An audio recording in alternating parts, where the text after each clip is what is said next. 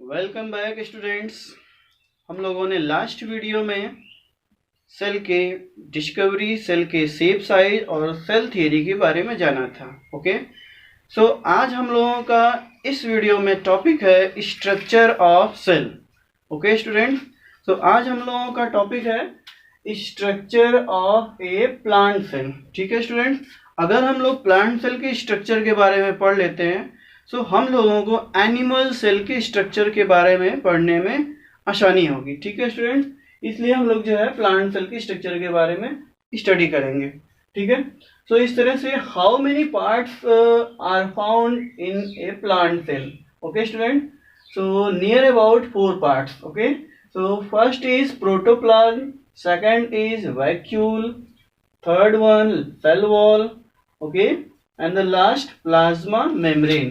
okay students, इस तरह से जो है मोस्टली देखा जाए तो प्लांट सेल में या किसी भी सेल में जो है 4 पार्ट्स होते हैं। ठीक है, तो कौन कौन से होते हैं स्टूडेंट्स?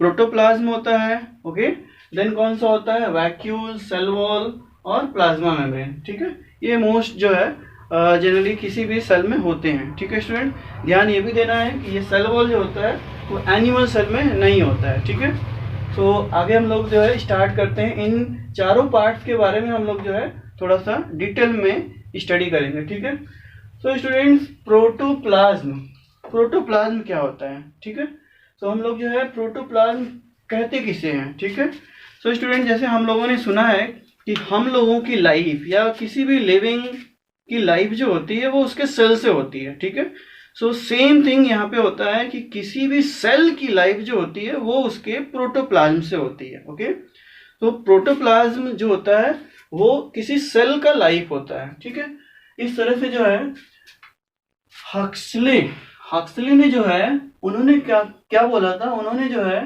ठीक है, प्रोटोप्लाज्म को क्या बताया था? Protoplasm is a physical basis of life. ठीक है, जीवन का जो भौतिक आधार है वो क्या है? प्रोटोप्लाज्म है। ठीक है स्टूडेंट्स, इस तरह से जो है अगर किसी सेल में प्रोटोप्लाज्म है देन वो लिविंग है। ठीक है, अगर किसी सेल में प्रोटोप्लाज्म नहीं है देन वो क्या है? डेड है। इस तरह से हम लोग एग्जांपल भी देख सकते हैं डेड सेल का।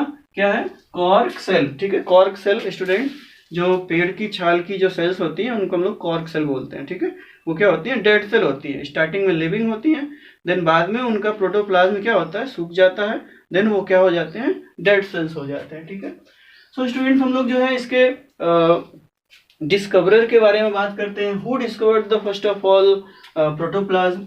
सो Dujardin. Okay, so Dujardin in 1835, okay, so he discovered the protoplasm and then he termed what? सबसे पहले जो है डुर्ज़ाडिन ने खोजा और प्रोटोप्लाज्म का जो नाम क्या दिया था? उसने नाम दिया था सारकोड। ओके, फिर इस तरह से जो है हम लोग जो है देखते हैं लेटर बाद में जो है इन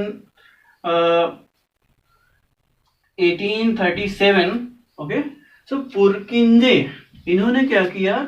उस सारकोड का नाम चेंज करके क्या कर दिया? प्रोटोप्लाज्म। ओके, तो इस तरह से जो है प्रोटोप्लाज्म का जो टर्म है उसको किसने दिया है? वो पुरकिंजे ने दिया है।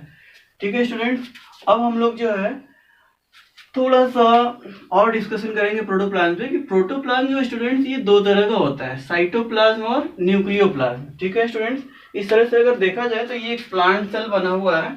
ठीक है, और इस प्लांट सेल के अंदर जितना भी आपको जो है फ्लूइड दिखाई दे रहा है, ठीक है, जो भी मैट्रिक्स दिखाई दे रहा है वो मैट्रिक्स क्या होते हैं? प्रोटोप्लाज्म होते हैं। ठीक है, और प्रोटोप्लाज्म जो होता है वो 2 पार्ट्स में डिवाइड है, साइटोप्लाज्म और किस में डिवाइड है? न्यूक्लियोप्लाज्म में। ठीक है, सो स्टूडेंट ये न्यूक्लियस दिखाई दे रहा है, न्यूक्लियस के अंदर वाला जो मैट्रिक्स है वो क्या है? न्यूक्लियोप्लाज्म है। और इस न्यूक्लियस के बाहर, ठीक है, इस न्यूक्लियस के जो है इस न्यूक्लियस के बाहर का जो मैट्रिक्स है, ठीक है, जो इस मेम्ब्रेन के द्वारा, सेल वॉल के द्वारा जो है घिरा हुआ है उसको हम लोग बोलते हैं साइटोप्लाज्म। ओके, सो इस तरह से स्टूडेंट जो है हम लोग इसके बारे में थोड़ा सा डिस्कशन करेंगे थोड़ी देर बाद। अभी हम लोग जो है जो सेकंड जो इसका पार्ट है वैक्यूल के बारे में डिस्कशन करते हैं कि वैक्यूल क्या होता है। ओके स्टूडेंट्स, जो वैक्यूल होता है स्टूडेंट, प्लांट सेल में जनरली पाया जाता है, एनिमल सेल में नहीं होता है तो बहुत ही छोटा छोटा होता है, ठीक है। इस तरह से जो वैक्यूल होता है वो किसी भी प्लांट सेल में पाया जाता है और 50 to 90% का एरिया कवर करके रखता है, ठीक है। आप देख सकते हो कि इस सेल में जो है, ठीक है, 50% के आसपास का एरिया कवर करके रखा हुआ है वैक्यूल, ठीक है। स्टूडेंट जो वैक्यूल का जो आउटर, ये सिंगल आउटर जो मेम्ब्रेन होता है उसको हम लोग बोलते हैं टोनोप्लास्ट। क्या बोला जाता है? Tonoplast, okay. सो स्टूडेंट, जो प्लांट सेल में जो वैक्यूल्स के जो फंक्शन होते हैं वो क्या होते हैं? ऑस्मो रेगुलेशन का, ठीक है। Osmo regulation means regulation of water का, ठीक है। ऐसे देखा जाए तो वैक्यूल्स जो होते हैं जैसे अमीबा में, पैरामीशियम में है, देन वहाँ उसका फंक्शन डिफरेंट होता है, देन वहाँ पे जो है वो फूड वैक्यूल्स का काम करते हैं, डाइजेशन में हेल्प करते हैं, ठीक है। इस तरह से जो है डिफरेंट जो है सेल में जो है वैक्यूल्स के फंक्शन भी जो होते हैं डिफरेंट होते हैं। बट मोस्टली देखा जाए प्लांट के केस में तो इसका मेन फंक्शन होता है क्या? ऑस्मो रेगुलेशन का। ऐसे ही देखा जाए तो जो फ्लावर के पेटल्स होते हैं वहाँ पे वैक्यूल्स जो होता है वो कलर पिगमेंट प्रोवाइड कराता है, ठीक है। सो हम लोग जो है आगे देखते हैं।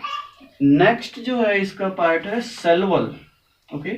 सो स्टूडेंट्स, आप लोगों को जानना चाहिए कि जो सेल वॉल होता है वो मोस्टली प्लांट सेल में होते हैं, बैक्टीरियल सेल में होते हैं, फंगल सेल में होते हैं, ठीक है। एनिमल सेल में प्लांट सेल एब्सेंट होते हैं। इस तरह से देखा जाए जो आपका प्लांट सेल है वो सेल वॉल रखता है और इसके सेल वॉल क्या होते हैं? लिविंग नहीं होते हैं। क्या होते हैं? नॉन लिविंग होते हैं, ठीक है। तो इस तरह से प्लांट्स के सेल वॉल जो होते हैं वो क्या होते हैं? नॉन लिविंग होते हैं। और किस मटेरियल से बने होते हैं? वो सेलुलोज से बने होते हैं, ठीक है। सो इस तरह से फंगल सेल में भी जो है सेल वॉल होता है काइटिन से बना हुआ, बैक्टीरियल सेल में भी जो है सेल वॉल होता है पेप्टाइडोग्लाइकेन से बना हुआ, ठीक है।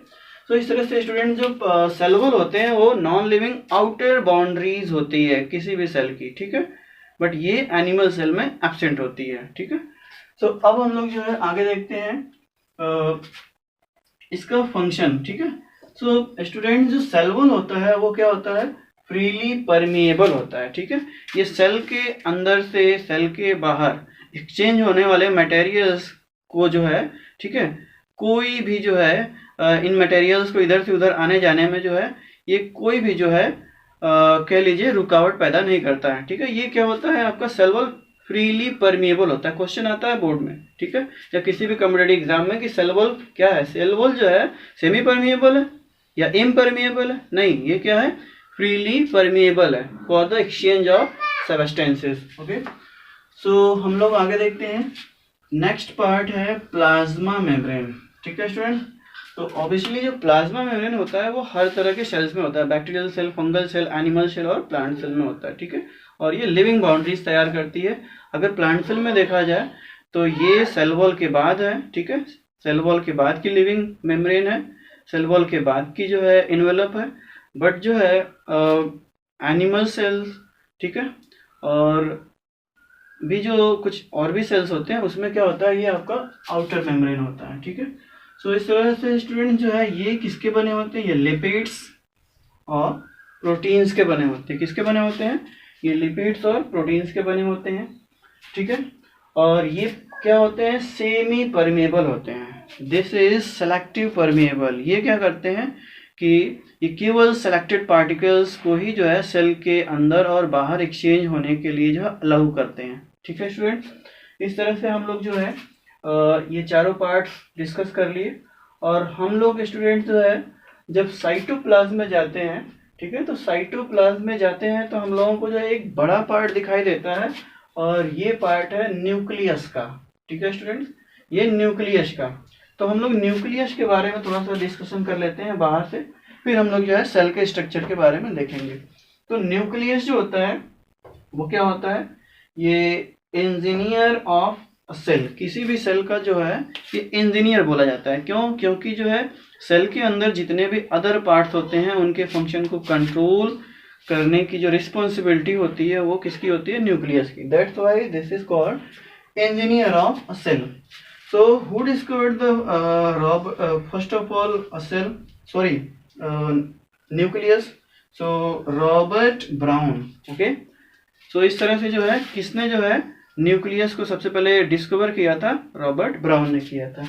ठीक है, इस तरह से जो है इसकी स्ट्रक्चर्स के बारे में देखते हैं। यहाँ इनके कितने पार्ट्स हैं, न्यूक्लियस के कितने पार्ट्स हैं? न्यूक्लियर मेम्ब्रेन, न्यूक्लियोप्लाज्म, क्रोमैटिन्स और न्यूक्लियोलस। ठीक है, तो ये न्यूक्लियस का स्ट्रक्चर है। ठीक है, ये आप देख सकते हो कि ये न्यूक्लियर मेम्ब्रेन है। ठीक है, ये न्यूक्लियर मेम्ब्रेन है, दो बाउंड्री है, आउटर इनर। देन इसके अंदर जो है न्यूक्लियोप्लाज्म भरा हुआ है, प्रोटोप्लाज्म का जो भाग एक है, और देन इसमें क्रोमैटिन थ्रेड्स पाए जा रहे हैं। ठीक है, क्रोमैटिन थ्रेड्स जो होते हैं वो किससे बने होते हैं? वो डीएनए और प्लस हिस्टोन प्रोटीन से बने होते हैं। ठीक है, आगे हम लोग जो है देखते हैं, इसमें जो है ये आपका जो है न्यूक्लियोलस पाया जा रहा है। न्यूक्लियोलस मीन्स जो है राइबोसोम्स की फैक्ट्री होती है, राइबोसोम्स को बनाता है। ठीक है स्टूडेंट, इस तरह से जो है देखा जाए तो ये इतने सारे स्ट्रक्चर्स अगर किसी न्यूक्लियस के पास हैं तो वो क्या होता है? आपका कंप्लीट न्यूक्लियस होता है, ट्रू न्यूक्लियस होता है। ठीक है, और ऐसा न्यूक्लियस जो है प्रोकैरियोटिक सेल में पाया जाता है। ओके, अब हम लोग जो है स्टूडेंट सेल के, प्लांट सेल के जो है स्ट्रक्चर के बारे में जो है, ठीक है, फिगर से देखते हैं।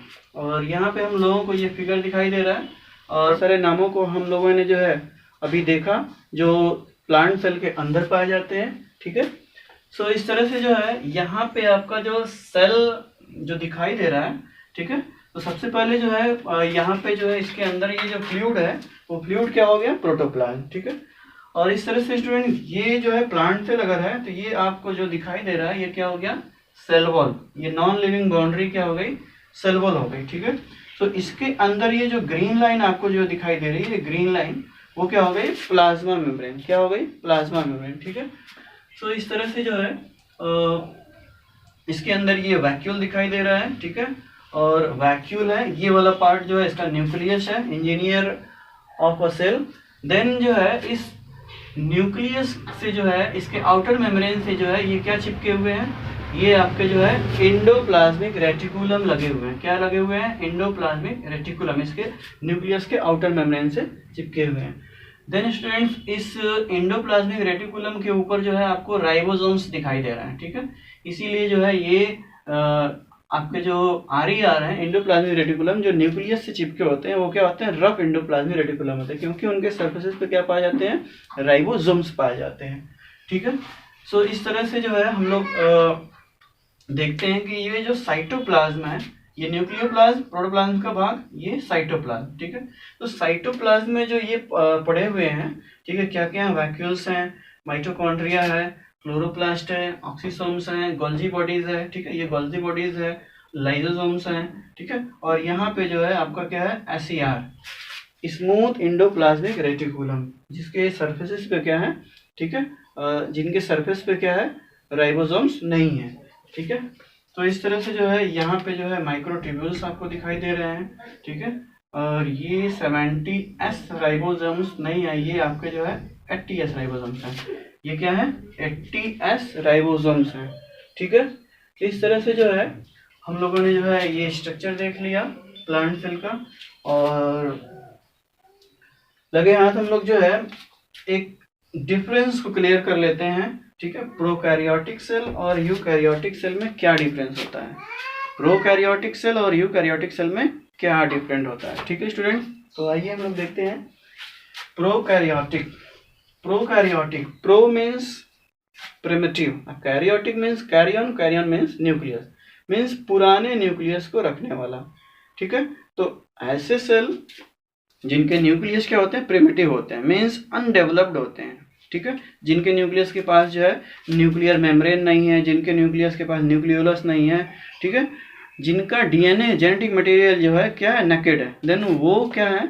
उनका न्यूक्लियस क्या होता है? अनडेवलप्ड होता है, और ऐसे न्यूक्लियस प्रोकैरियोटिक सेल में होते हैं। ठीक है स्टूडेंट, तो इस तरह से इनका न्यूक्लियस क्या होता है? लेस डेवलप्ड होता है, बट यूकैरियोटिक सेल में जो न्यूक्लियस होता है वो क्या होता है?